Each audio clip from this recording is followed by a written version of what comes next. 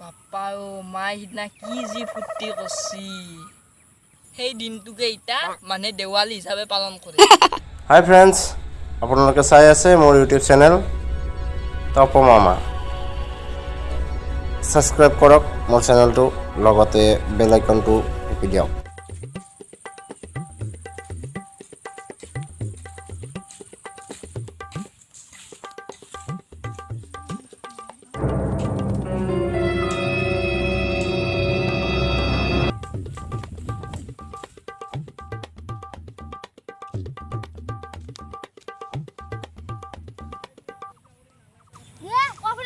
আহিলা দুটামান আপি চাই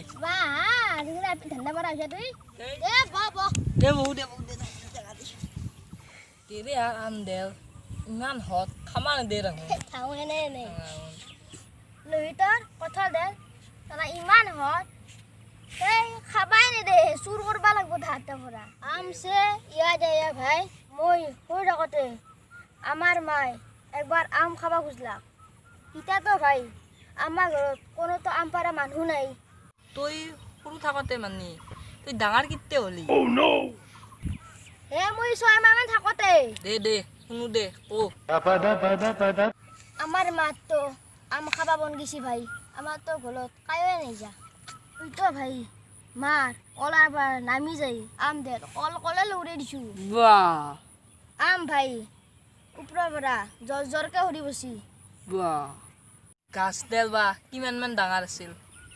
নকং দে ভাই তুই মিছা কও বুলি ভাবি দে কচোন পুৱাই গুৱাহাটীক যদি ট্ৰেইন খান আছে তাতকে অলপ লম্বা আৰু অলপ ডাঙৰ তোৰ আৰু কবাক লৈ কথা নাছিল তই বিশ্বাস নকৰা না সেইকাৰণে নকং বুলি ভাবছিলো আমাৰ গাছডাল কাৰ আছিল কচোন তুহাৰ কাই পাৰি দিছিল তই খাইছিল কাই তুহাৰ মায়ে আমাৰ মা খাইছিল ফুৰ্তিও হৈছিল তুই তো বিশ্বাস নকৰা সেইকাৰণে তোক কবা ইচ্ছা নাযায় তুই তে কি কলি তোৰ মাৰ ফুৰ্তি লাগছিল ফুৰ্তিছে ইয়াদ আয়া ফুৰ্তিৰ কথা নকবি ভাই আমাৰ মাৰ কথা তোক মই কনাই কোনা শুনতে হলি আমাৰ মাৰ একবাৰ কঁঠাল খাবা মন গেল মোৰ তিতে জন্মই নাই তই নজন্মাৰ কথা শুনচোন তই আগে কথাটো দে কচোন শুনো দে আমাৰ ঘৰততো কোনো মানুহ নাই দেউতা গেছি বাজাৰ দাদা গেছি স্কুল মাকতো বিৰাট কঁঠাল খাবা মন গৈছে মইতো তেতিয়া জন্মাই নাই আমাৰ মাৰ পেটতে তাৰপিছত মাৰ এনেহেন দুখ দেখি মই গাছত জাপ মাৰি উঠিলোঁ তাৰপিছত মাক দুটা পকা কঁঠাল দুটা কাঁচা কঁঠাল পাৰি দিলোঁ মাক বাপ্পা মাই সিদিনা কি যি ফূৰ্তি কৰছি সেই দিনটোকে এতিয়া মানে দেৱালী হিচাপে পালন কৰে বাকী কথা হজম হলো এটা কথা হজম নহলে কোনটো কথা তই মাই পেটত থাকোতে তই কঁঠালৰ জাত কিনকে জাপ মাৰি উঠলি কঁঠাল গাছডাল কাৰ আছিল তোহাৰ পাছিল কাই তোৰ কাৰ মাক তোৰ খাইছিল কাই তোৰ মায়ে আমাৰ মায়ে কথাটো হজম কৰিব তই হজম কৰিব লগা কি কথা আছে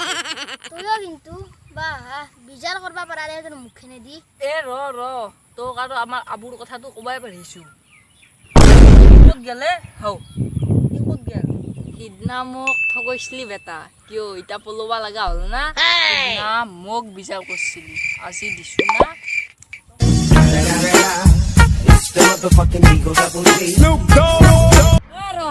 তোক এটা কথা ক'বাই আছোঁ ৰ